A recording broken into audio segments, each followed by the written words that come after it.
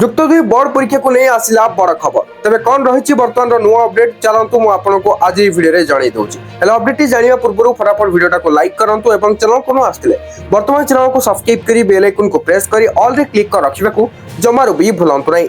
February 19 तारीख शुक्रवार दिन अर्थात गत काली उच्च माध्यमिक शिक्षा परिषद बा सीएचएससी परिचालित युक्त दुई कला और वाणिज्य विभाग थ्योरी परीक्षा आरंभ हो सारी। प्रथम दिन एमआईएल ओडिया विषय परीक्षा शांति श्रृंखलार सह शेष होईछि।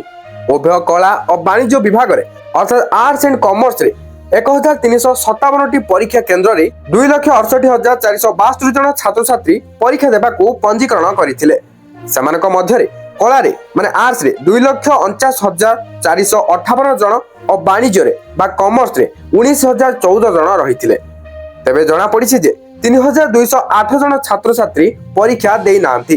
कला बा आर्ट्स 2,899 और वाणिज्य बा कॉमर्स 309 जन परीक्षार्थी अनुपस्थित रही। तेज आहरी जाना मिली मातृभाषा रे कॉपी करी जड़े परीक्षार्थी एमपी बा माल प्रैक्टिस रे बुक होइथिबा परिषद परीक्षा नियंत्रक प्रशांत कुमार परिडा सूचना देइछंती।